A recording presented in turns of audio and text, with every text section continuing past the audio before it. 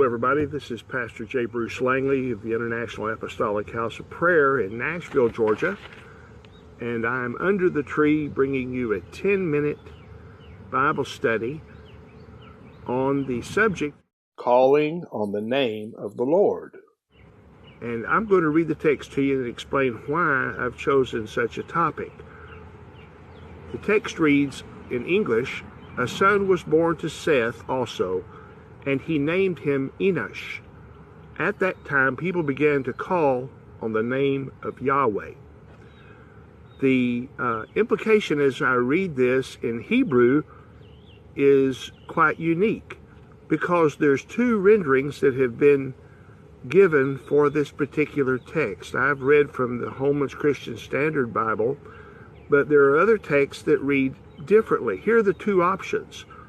One is, man began to call on the name of Yahweh, and the second is, man began to be called by the name of Yahweh. You can see real quick there's two different ideas here, and they're both inclusive in the grammar that's found in the Hebrew.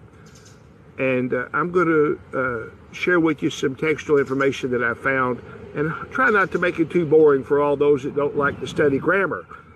As a linguist myself, I'm inclined to enjoy that, but I'll try to make it interesting and brief. The Hebrew language uses prepositional prefixes that are best defined by their contextual locations. In the case of Genesis 4:26, the appearance of Beth before the noun Shem can render the meaning as in, with, or by the name. And we find this referenced by Joseph Wingreen in A Practical Grammar for Classical Hebrew. While the rendition in English is often given as called on the name and is attested to by the New Revised Standard Version, the King James Version, the New King James Version, and the New International Version, and others, the translation called by the name is noted in the Italian version La Bibbia Diodati, the Spanish version La Reina Valera, our well-known commentary, Clark's commentary, Kyle and DeLeach, also well-known, Wesley's notes, the Treasury of Scriptural Knowledge, Matthew Henry's commentary, and of course Jameson, Fawcett, and Brown commentary.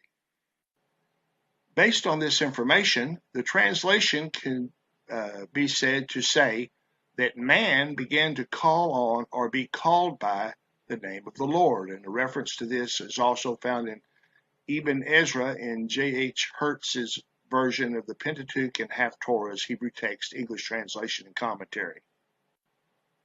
The Hebrew verb to call, found in Genesis 4:26, and also is attested by Strong's Internet Concordance, appears in the English translations to represent the active case. Its varied meanings in other settings include to call or cry into, to proclaim, to read aloud, to summon, or to name or call. And again, this is attested by Strong's Internet Concordance.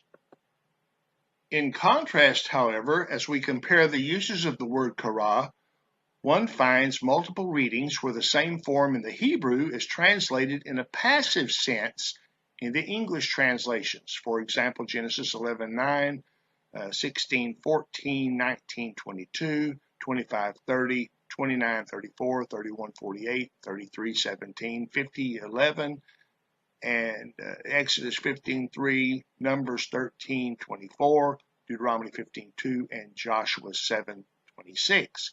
The vast majority of these occasions appearing in the Pentateuch, or the first 5 books of the Old Testament, specifically most in the book of Genesis. As I was researching this subject, I found, interestingly, that the Greek Septuagint version lends witness to the intent of the Hebrew text in this same passage by offering these words, elpisen epikalestai to onoma kuriou tuteo, which simply means they begin to be called by the name of the Lord, if you at first glance, but it also is indicating Likewise, just as the Hebrew text did, it indicates that it could also be they called on the name of the Lord because of the uniqueness of the grammar composition.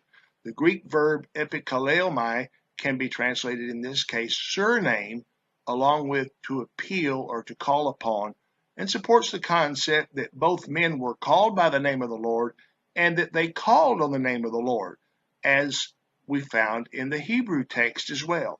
And this can be referenced in Webster's Greek lexicon, which is in public domain according to the reference that you see on the screen. For a more thorough examination of this subject, I encourage you to read my paper that is submitted on ResearchGate at the website that you see here, Called by Jesus' Name, the Connective Value of the Divine Appellate Between the Testaments, that was a part of my master's thesis. So hopefully, if you have more interest, you can read about more of it there. Hebrew and Greek translations indicates two ways of viewing the same idea. One is that man began to call on the name of the Lord or the name of Yahweh, and the second is that he began to be called by the name of Yahweh.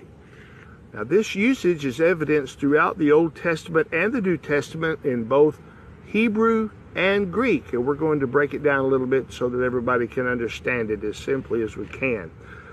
The significance is really important so that we can understand something that's been ascribed to Christians and Jewish believers throughout history, and it's a very important subject, and I'll show you why. We're going to continue to examine this idea in our next lesson by the name of Called by the Name of the Lord.